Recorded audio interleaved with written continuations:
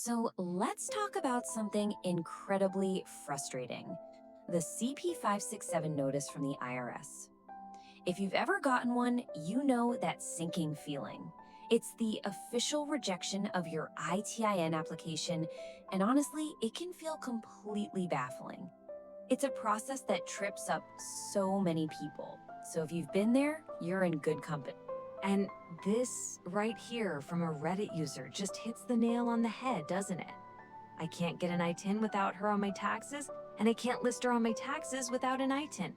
It perfectly captures this paradox, this impossible loop that so many people get stuck in when they're trying to get an ITIN. It honestly feels like it's designed to make you fail. And I'm here to tell you, you are not alone in feeling this way. It's a classic catch-22. But here's the good news, there is a way out. There's actually a clear logic to this whole thing. You just have to know how to look at it from the IRS's point of view. So that's what we're gonna do. We are going to solve this ITIN riddle together. All right, let's get right into the solution.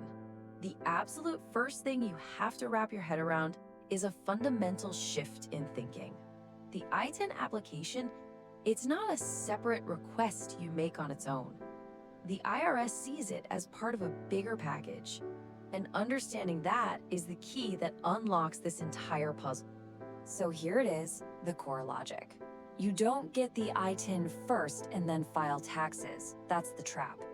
Instead, the Form W-7, which is your ITIN application, has to be submitted at the exact same time as your federal tax return. They're literally one package mailed in together. Think of them as inseparable. Okay, so how did this actually work in practice?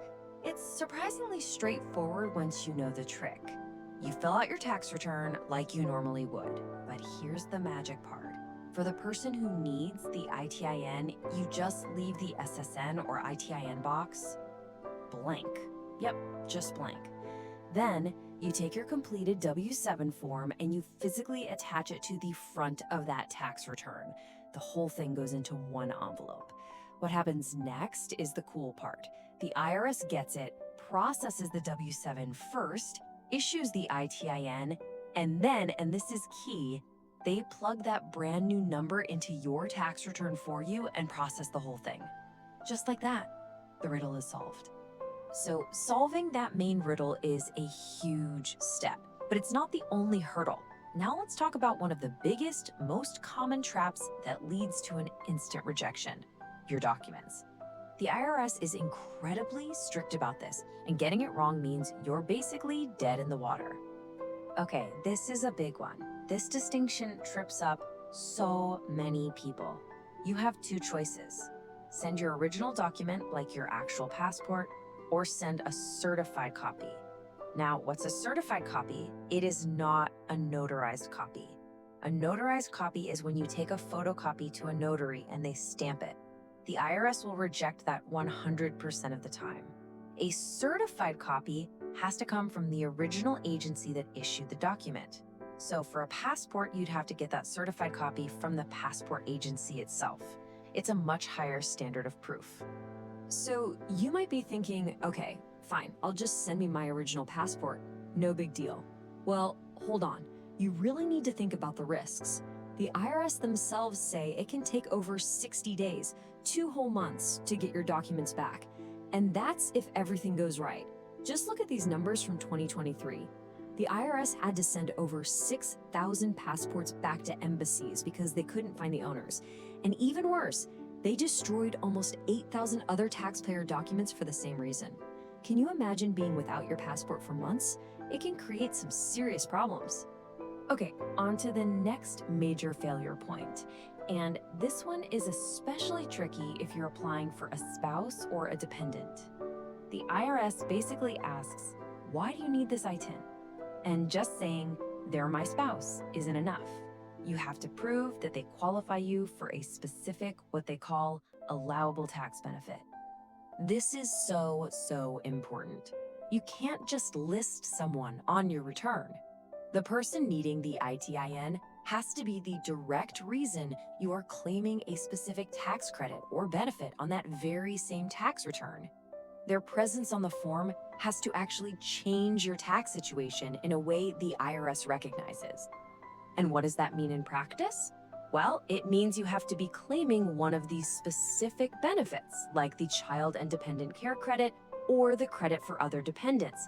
And it's not enough to just qualify. You have to literally check the right box on your tax form. For instance, on the Form 1040, right next to your dependent's name, there's a box for the credit for other dependents. If that box isn't checked, the IRS agent looking at your application will say, there's no allowable benefit here. And boom, rejected. It's that simple. Okay, so we've seen the big traps, right? You got the main application riddle, the tricky documentation rules, and this allowable benefit test. It's a lot. So the big question is, how do you navigate all this? How can you boost your chances of getting it right the first time? And maybe most importantly, avoid sending your passport into a black hole. And before we get to the solution, I just want you to look at this number. Over 250,000.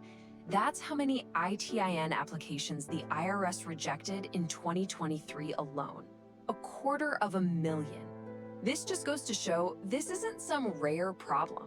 It's a massive systemic issue that proves just how tough this process really is. So, what's the expert's path? What's the best way to do this? It's by using someone called a certifying acceptance agent, or a CAA. Think of them as IRS authorized specialists. Their entire job is to help people with this exact process. And here's their superpower. They can review and certify your documents for you. That means you show them your original passport, they verify it, and then they handle the application. The best part? You never have to mail your original documents to the IRS. You keep them safe with you. And the results? Well, they speak for themselves. Just look at this. If you file on your own, your chance of rejection is more than double what it is if you use a CAA. Why? Because they're basically a professional pre-check. They'll catch all those little mistakes we've been talking about, the wrong document type, the unchecked box for a tax benefit, before it even gets to the IRS. It just dramatically, and I mean dramatically, increases your odds of success. All right, let's boil this all down. If you want to succeed, here are the 4 things you absolutely have to remember. 1, file everything together. The W-7 and the tax return are a team. 2, get the right documents, certified copies, not notarized. 3, prove the benefit. You have to check that box and claim a specific tax credit. And 4, use an expert. A CAI is your best bet to avoid the headaches, protect your passport, and get it done right the first time. And that brings us to a final, bigger question. The whole point of the ITIN system is to help people who can't get a social security number to comply with US tax laws, to pay their taxes. But when the system is so complicated that it rejects over 250,000 applications in 1 year, you have to ask, isn't that complexity creating a massive barrier? Is the process itself getting in the way of the goal?